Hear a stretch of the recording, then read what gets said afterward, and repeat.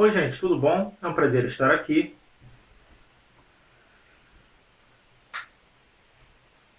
Oi, gente, tudo bom? É um prazer estar aqui. Sejam bem-vindos. Eu sou o Bruno e sou professor na Revolution English. Esse vídeo não faz parte da série que eu iniciei falando sobre as atitudes que ajudam e as atitudes que atrapalham seu aprendizado no inglês. Essa é uma série que eu vou falar sobre cada uma delas em vídeos específicos e vamos abordar e aprofundar sobre cada uma delas. Esse vídeo ele vai tratar sobre algo que é muito importante e que vai para além de atitudes positivas ou negativas. Ele vai falar sobre a vivência. Para falar sobre vivência, eu trouxe aqui algumas frases que eu acho que são importantes para a gente começar a nossa conversa. A primeira delas é o seguinte: grandeza são pequenas ações que são tomadas e repetidas todos os dias. A segunda é o seguinte: nada é mais forte do que a gente repetir a mesma ação todo dia.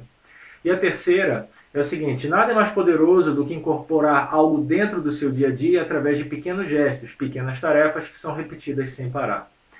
Então, não é a quantidade de horas de estudos que vai fazer você aprender inglês. É a quantidade de horas de vivência na língua inglesa. Vivência não é ficar sentado, lendo, estudando gramática, não. Vivência é fazer isso também, mas não é só isso, né? É a quantidade de horas que você fica exposto à língua inglesa. Veja bem, a gente tem que ver que a língua faz parte da cultura de uma sociedade, é apenas um dos aspectos da cultura dessa sociedade. O americano que vem aprender português no Brasil, ele não fica alheio ao que acontece nos lugares onde ele vai frequentar. O brasileiro que vai para os Estados Unidos para aprender inglês também dificilmente vai ficar alheio ao que acontece na vida daquele país, a não ser que ele fique apenas com brasileiros lá vivendo, passando seus tempos lá, suas férias apenas com brasileiros, então ele não está preocupado em aprender a língua inglesa. Mas normalmente o brasileiro que vai para os Estados Unidos para aprender inglês, ele vai ter um contato forte com a cultura daquele país.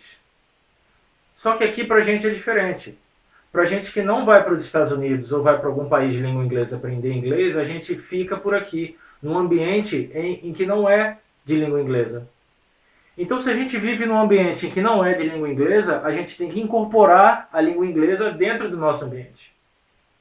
Se a gente não pode ter contato com a língua inglesa nos países onde ela é falada, a gente pode trazer a língua para ficar dentro do nosso dia a dia. Como que a gente pode fazer isso? Primeiro, fica tranquilo. O objetivo não é você começar a entender tudo que as pessoas estão falando logo nos primeiros contatos. Durante um bom tempo você não vai entender nada ou quase nada do que está sendo falado, tá? Segundo, livre-se do que está te atrapalhando. Livre-se do que te atrapalha, ou seja, para de ouvir música sertaneja no carro, tá? Já vamos começar por aí. Ouça música só em inglês.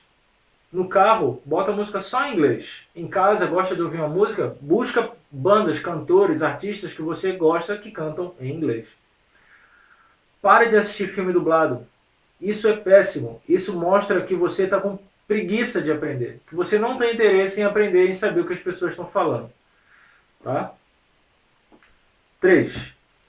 Tenha interesse. Tenha curiosidade. Veja, pensa num ator, num atleta, alguém que você gosta, alguém famoso, sei lá, Harry Potter, ou um jornal, ou talvez até mesmo um jornal científico. Começa a seguir o que essas pessoas estão falando. Começa a ver vídeos de entrevista com essas pessoas. Começa a ouvir podcasts dessas pessoas. Veja as palestras dessas pessoas. Leia o que os caras estão fazendo. Né? Veja o que está acontecendo com essas pessoas. Siga as mídias sociais e interaja em inglês com ele e com as pessoas que os seguem, com essas pessoas, né? Vá atrás de significados de palavras e expressões que você não conhece e que te chamaram a atenção que essa pessoa falou. E aí você vai atrás dos significados, usando dicionários online, pergunte ao professor, anote.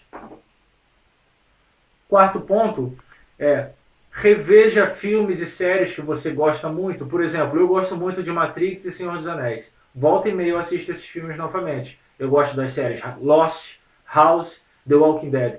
Eu assisto várias vezes esses episódios, repetidas vezes em inglês. Isso faz com que eu entenda cada vez melhor o que eles estão falando.